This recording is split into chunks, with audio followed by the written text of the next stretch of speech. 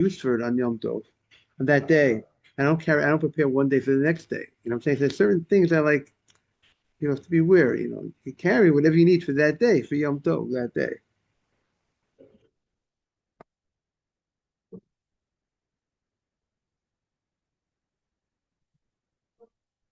So,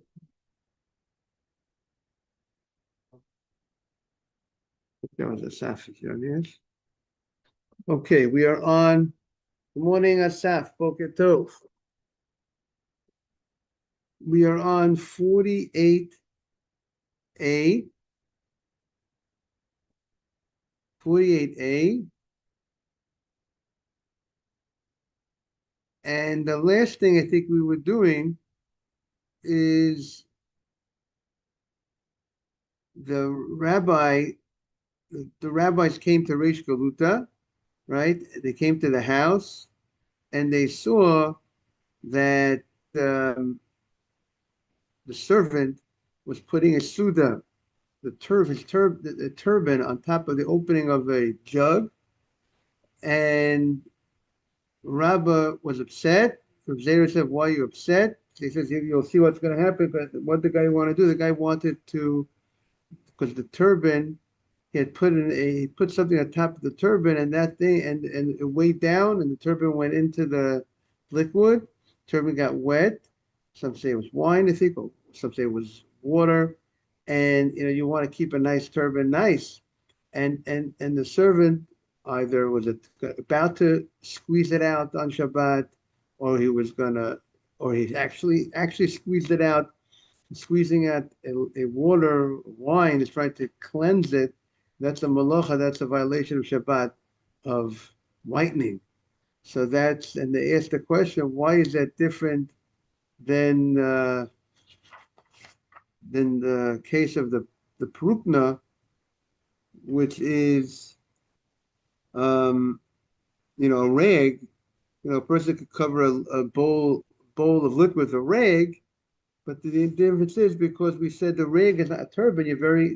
It says that hatam lo amale hatam lo kapra. There, you're not particular about the rag.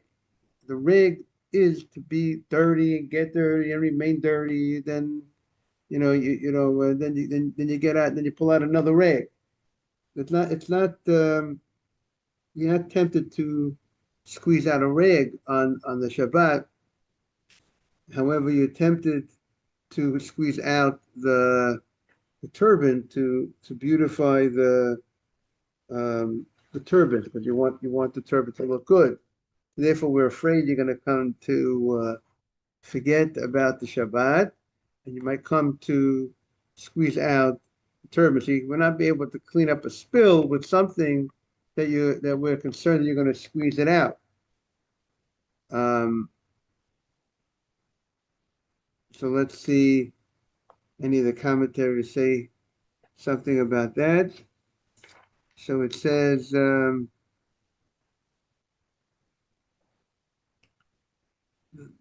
rag is made to put on top of the barrel. So you're not so particular if it gets moist. It's normal to get moist. You're not rushing to squeeze it out. It's normal for it to get moist. We're not afraid you're going to come to squeeze it out. But a turban, which is not generally made to absorb, to get liquid on it, the concern that maybe you're going to come to squeeze it out. Okay, so anytime a person has a spill and they clean it, they have to be careful not to squeeze out the item that they're cleaning with, because then by squeezing out, they're getting into an issue of so what you hear is that's issue of that's not why it's squeezing out the liquid from the hair. So that's different. Right, right. Sometimes, right, it could be a problem of sometimes squeezing out a liquid from a garment would be a problem of whitening, cleaning, and sometimes squeezing out from the hair will be a different issue. It's not an issue of whitening, it's a different issue of that you can't, it's under a different category. Um, in the Lamitet Melachot, there are many different. There are many different. There's 39 different categories of work. So you could have, there's a work. There's the category called whitening. There's a category called threshing, separating, certain things from certain things. So you have to see, what category would squeezing the water out from the hair be, but it falls into one of the concerns of one of the categories. We're continuing here on 48. So again, so therefore on Shabbat, people can't be squeezing out towels, squeezing out, people have to be aware of that. Page 48, and then like I don't know, like Mark was speaking about yesterday or the other day, he was speaking about, if a person has a stain on their garment, they were eating and they got a stain on their shirt or on their jacket or their pants, they can't take water and clean the stain on the Shabbat or on the Yom Tov. It applies the same thing on Yom Tov, because that's whitening. That's it should be under that category of cleaning, just like over here, this melacha of you know of the turban, the violation of, if you would squeeze it out. So people have to be aware of that. I think a lot of people are not aware of that on Shabbat or Yom Tov. They want, it's a mitzvah to wear nice clothing on Shabbat, nice clothing on Yom Tov. And people are more sensitive, they're more formally dressed, and they're meeting somebody, they're going out with somebody, and they got a little dirty. So they got to be aware that, it's Shabbat.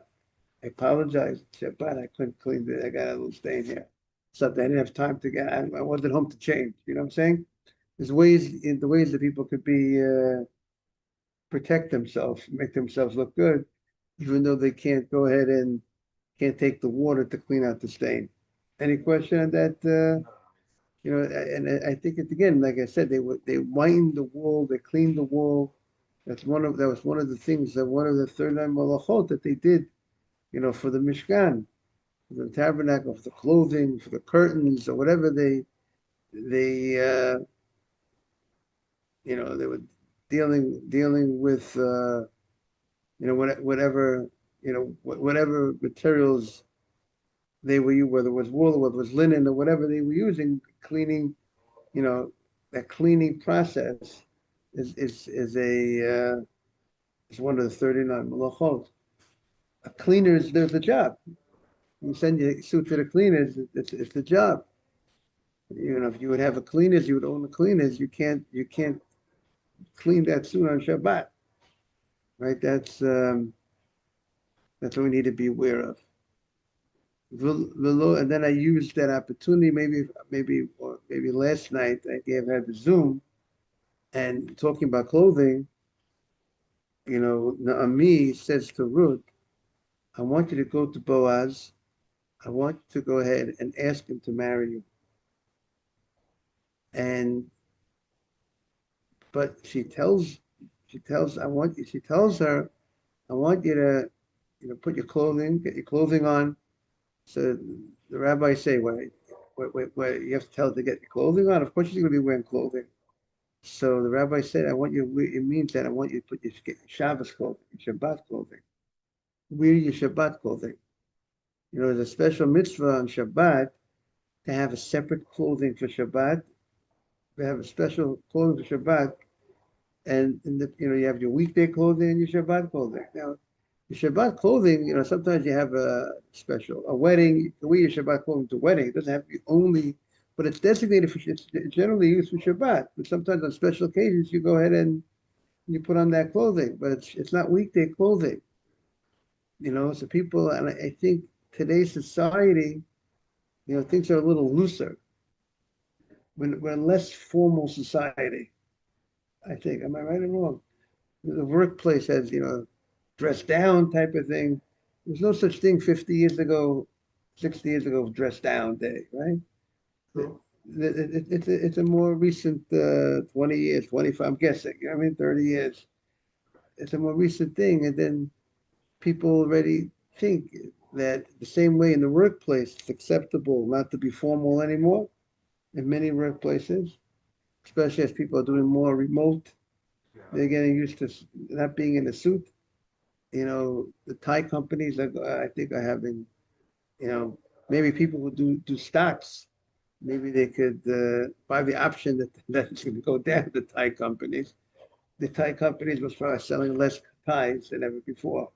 I think because people are being, and the suit companies, you go into a store, you want to buy a suit, and you go into an American, not a Jewish store, if you go into one of these, you know, stores, they don't have so many, such a suit selection. But doesn't the standard of what's formal, that changes over the generations? But for us, if we keep the same principle regardless. Like whatever the style is, whether we're wearing robes in the desert, we'll have a different one set aside. But if the styles of the society are changing, we kind of just go along with that. We can wear the suit of the generation. That's what you mean to say? Yeah, like so the people are, it's just like you look at America versus Israel, being formal on Shabbat in Israel could mean something totally different, but the principle stays the same, whether we're in ancient Babylon, America, Israel, it's the same. Like there has to be another Right, set of clothes. right. Exactly. It should be a week.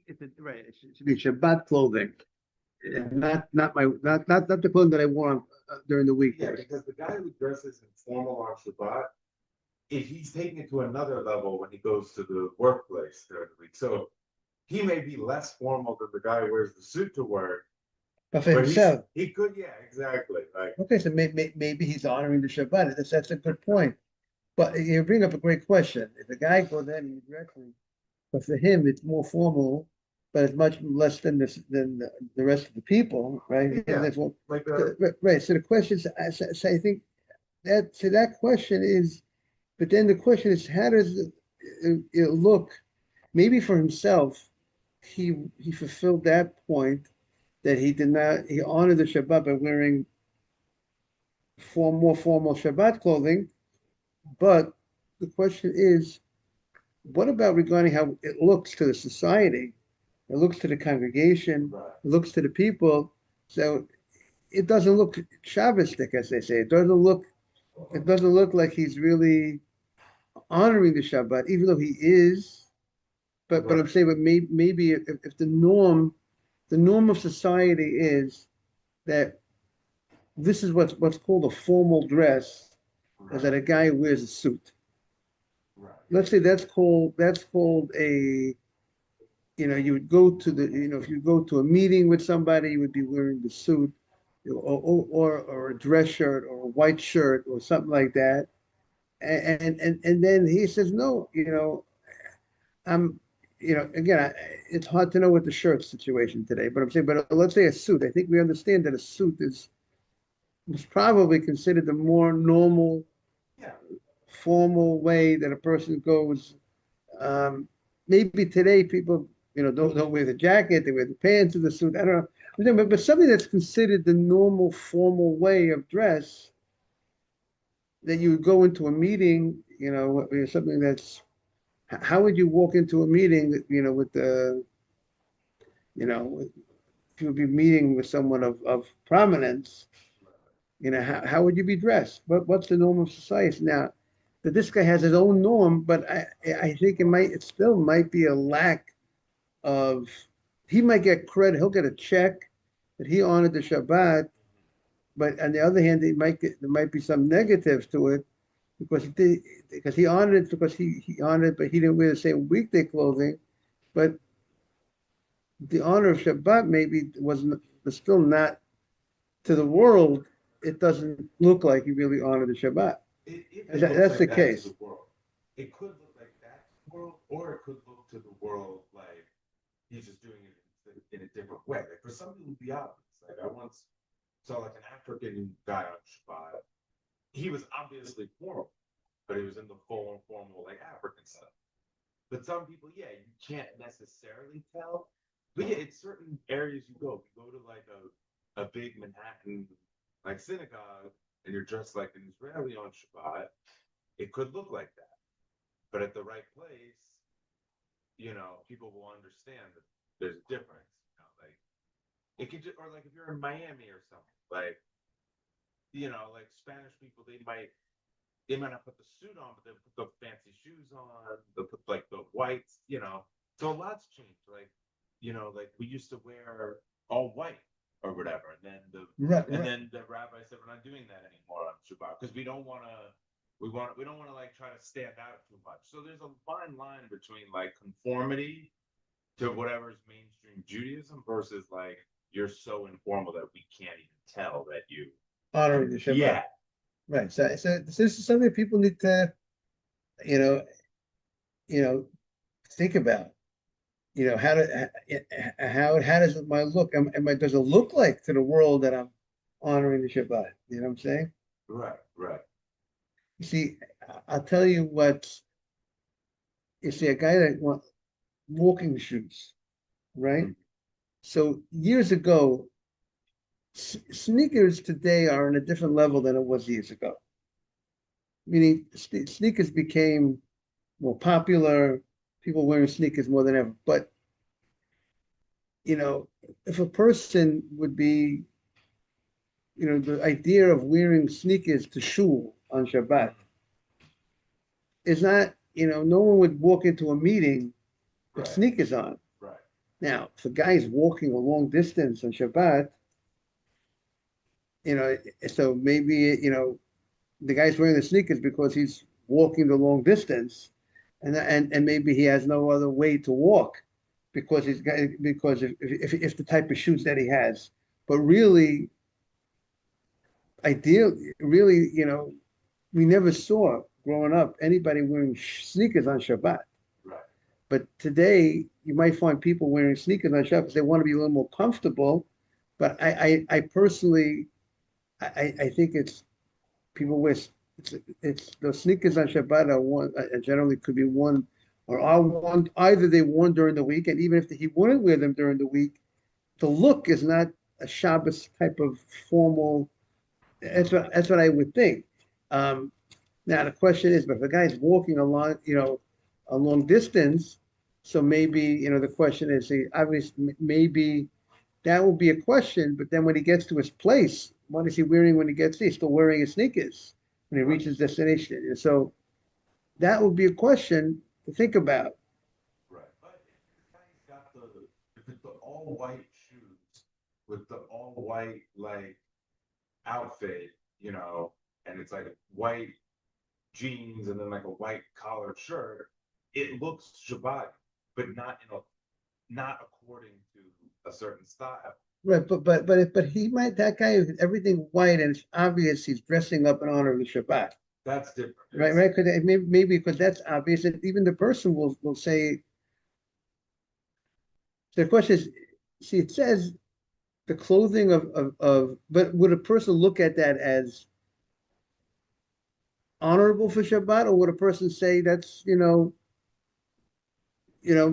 a person say, that's a shop, has that it's not it's being respectful for the Shabbat, or would a person say that's just like a weekday style look? I'm wondering. It's very contextual. In Miami, that could be a Wednesday look, but in like a Jewish community, it would be more obvious because it's like known. That it's obvious you're doing this in honor of the Shabbat. Yeah, like if I see and it matches, and everything matches. The sneakers. The Hasidic, I would know that that's being put on for Shabbat. Maybe a random person would know, but like I understand that as a tradition, just like the all white. But at the Pinto Shul on 58th, like I go there, right? Like I was like, you'll see all kinds of styles there on Friday night. But and sometimes it falls into the category of like, yeah, this is indistinguishable. And sometimes though, like you could see like it's just a different thing. Like, like even the rabbi that could wear like all white suit or something like that. Right, right. Right, and that all white was in honor of the Shabbat, and yeah. So it's something to think about, and we it says the Navi says our dress should be different on Shabbat, our walk should be different on Shabbat. Wow. That means that fast-paced walk that we do during the weekdays, take it easy on Shabbat. Show that today's a day of rest. You're not walking that fast. Slow down the pace. And it says your speech should be different on Shabbat. That means I can't do, I can't talk business. I can't say, you know what, let's go buy. What do you want to buy this week?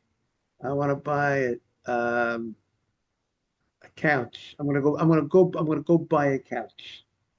You can't say I'm gonna go buy a couch on Sunday. You can't talk about buying a couch on Sunday because it's something you can't do on the Shabbat. So you should talk about I'm gonna go buy a couch, or this guy is saying he wants to buy a stock. He's gonna buy this stock on Sunday. You can't buy the stock on Shabbat. You don't talk about buying the stock on Sunday. Your talk should be different. Now, if you want to do a mitzvah, if they're writing a Sefer Torah on Sunday, and they invited you to the Sefer Torah ceremony, you want to write a letter that you could talk about on Shabbat because that's a mitzvah. That's not the fact that it's a mitzvah, even though it's an act that I can't do on Shabbat. But since it's a mitzvah, so then it's not disrespectful for the Shabbat to talk about a mitzvah that you can't do. But it's disrespectful for the Shabbat to talk about something that I can't do on Shabbat, and I'm talking about it, and it's not mitzvah. I'm talking about buying person's talking about buying a stock, buying a couch, buying a house, and buying all these things. Yeah, I'm going to drive to Yankee. Who wants to come with me on Sunday? I'm driving to Yankee Stadium. You can't do that on Shabbat. So don't talk about driving. I mean, but if you don't mention, it seems that the problem. But if you don't mention the act of the sin, it might not be an issue. If the person says, "I'm going to Yankee Stadium on Sunday," he didn't say, "I'm driving." You know what I'm saying? He said, he said, so there could be, we have to look up the halacha, but it could be that the law is you're not allowed to talk business. You're allowed to think business. Meaning the rabbis did not, even though it's ideal not even to think business on Shabbat. Right. But the rabbis did not forbade a person, if a person has a thought of business in his mind, the rabbis didn't say it's forbidden for you to think about it. If you want to, it says, dibur is also here. So technically, a person is allowed to think about business, but ideally, like we said, don't even think about business on Shabbat. Once you're thinking about business, you might come to talk about business. You might come to occupy yourself with business thoughts on Shabbat. That's what Shabbat is about. But it seems that, I presume the rationale why the rabbis didn't forbade it is because maybe it's a big ask to ask somebody not to think about business at all for that 25 so hour period. Perhaps that's why, or a different thing, on Shabbat, what are people supposed to be doing on Shabbat? It's supposed to be a holy day, right? You rest on Shabbat, you learn on Shabbat. So, some rabbis have a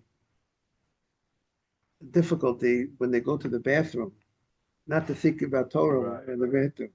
So maybe that they could think business and they're in the bathroom, so they don't have to. Obviously, It's hard. right. But obviously, there's other things to think about. They don't have to come to think about business on Shabbat in the bathroom. But that's the morning, Dr. Rosen. But that just seems to be the law. You can't talk business on Shabbat, right? So that's halavai that everybody will keep that law. They won't talk business on Shabbat. They won't talk, right? You know, it's a challenge for some people. especially people who deal in the stock market. It's very challenging for them not to talk business on Shabbat. I mean, not that they have to be stockbrokers, but they do. People who just buy and sell, and they talk about, oh, what you have a stock tip. That's part of the Yetzer Hara, right? He wants people to do a sin. He wants people to be not focused on Shabbat. He wants people to talk about things that they can't do on Shabbat. They're not allowed to do. They're not allowed to do on Shabbat, and that's disrespectful for the Shabbat. And also sometimes it happens in shul. When there's downtime in shul, let's say waiting for Shabbat to be over, or that type of thing. People shouldn't they should be learning, right? Adam's going to be giving a class. You got to people should be using their time in shul. The shul is a very holy place. I think, just on the subject, really sports, even sports, good morning. Sports, which is a kosher subject, but people shouldn't be talking about the Yankees in shul. Shul is a holy place. You want to talk about the Yankees, talk about it in the hallway. You know what I'm saying? In shul. Sometimes I don't think people realize that, you're in a holy place and you got to treat the holy place. We're not allowed to talk such talk in the shul. Treat the shul with tremendous respect. Chag Sameach, you too. So that's something that I don't think people realize it's a problem. Am I correct?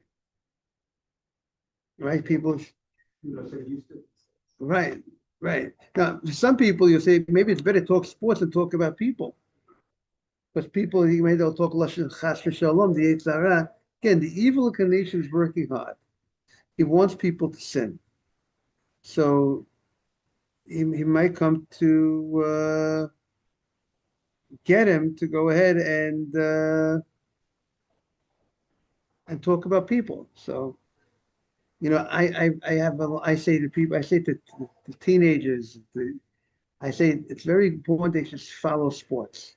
I'm a big fan of teenagers to follow sports. Why? Because if they're not following sports, what are the teenagers following? Movies?